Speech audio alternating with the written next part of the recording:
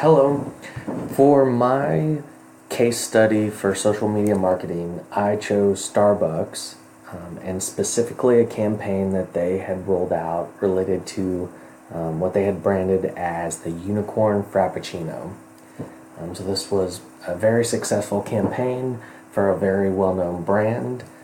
It got my attention enough to want to do a little bit further research. So if you aren't familiar with Starbucks, I would say that the biggest points here are this is one of the largest coffee retailers in the United States with over 40% market share and over $25 billion in annual revenue from their entire portfolio, which includes about 28,000 retail locations in over 75 countries.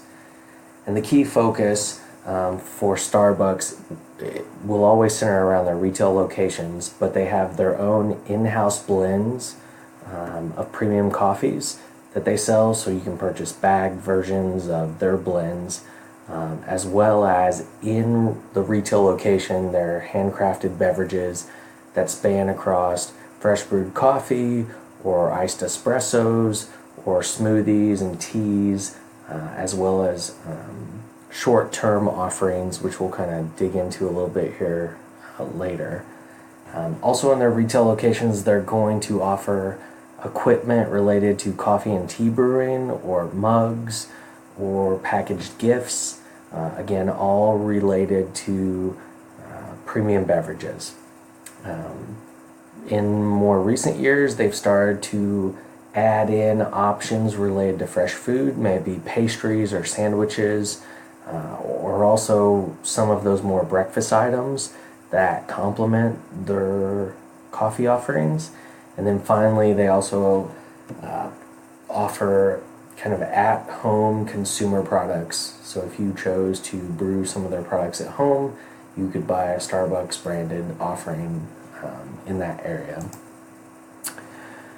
So for Starbucks demographic, since they are a premium brand, we would recognize that they are on average or up to serving about $5 per cup of coffee.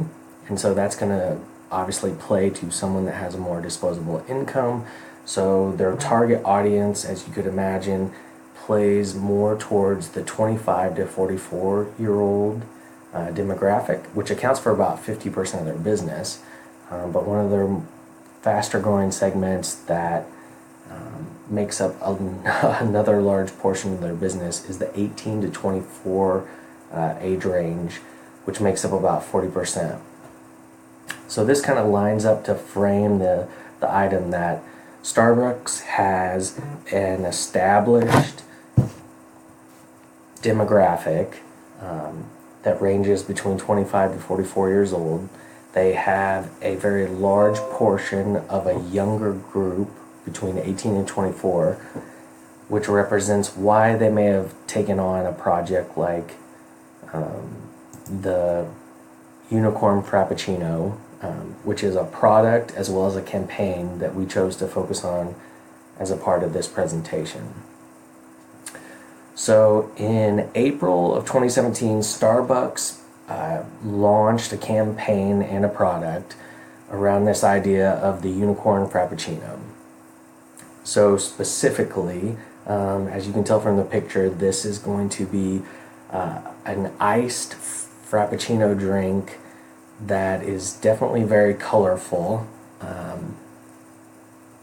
that Starbucks chose to offer.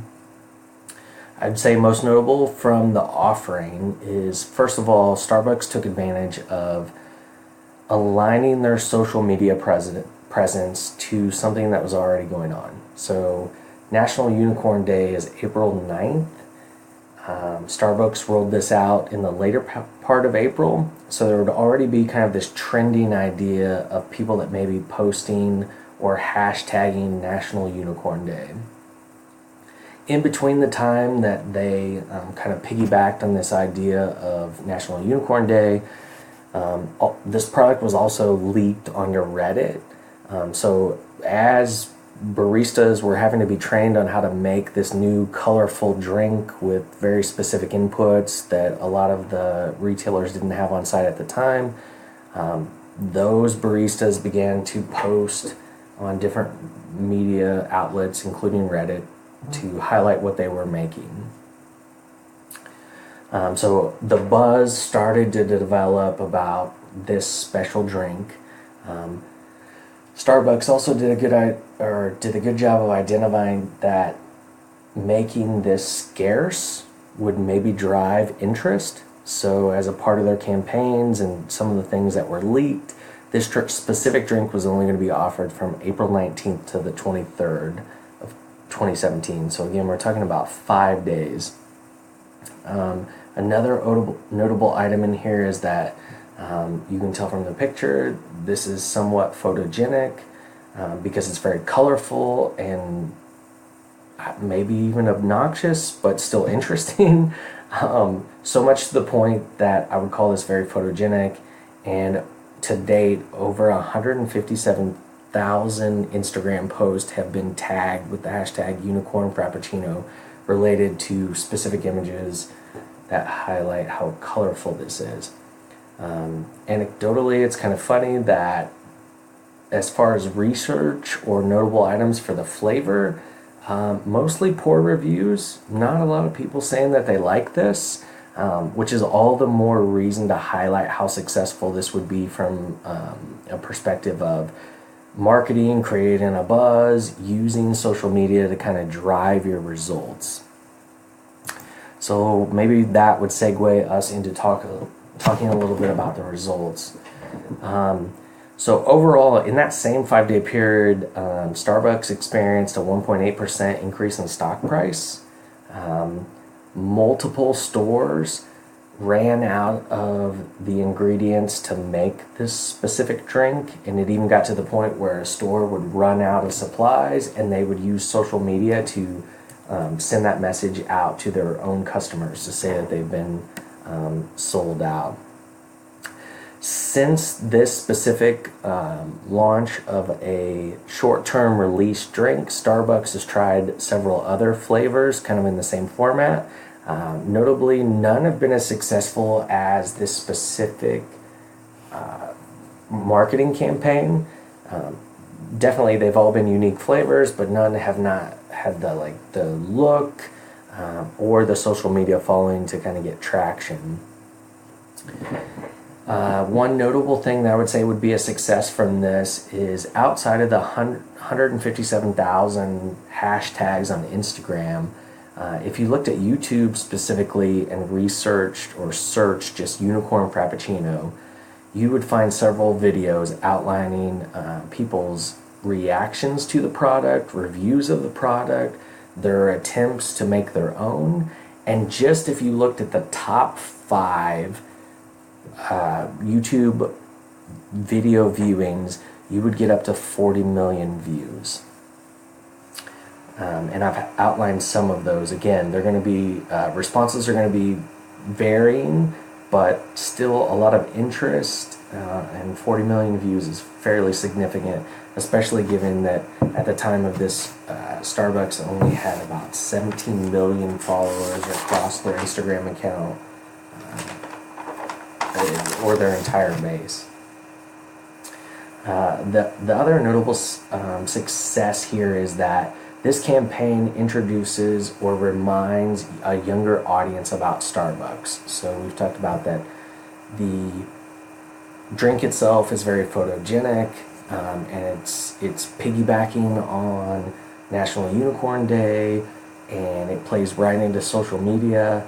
This is a large and growing base for Starbucks, so it was definitely a win in the short term for them to roll out this drink that may not have been the most loved once you had one, but as far as social media presence, it spans a lot of interest.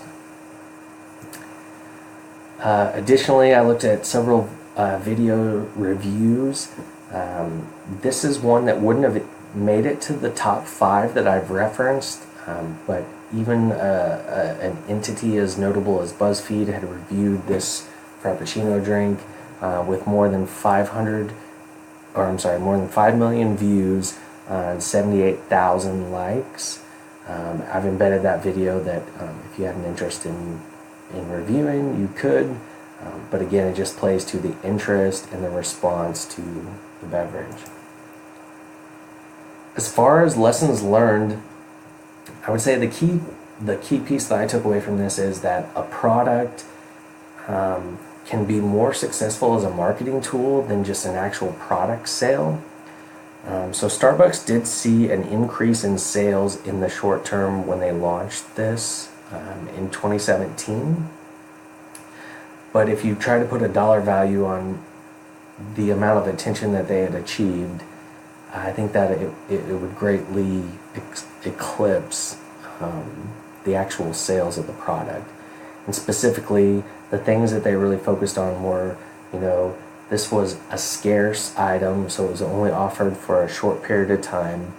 Obviously, it was photogenic because of the look of the drink, and as well, they had aligned to some timely events to set them up for success. So they piggybacked on some hashtags that were already there for them.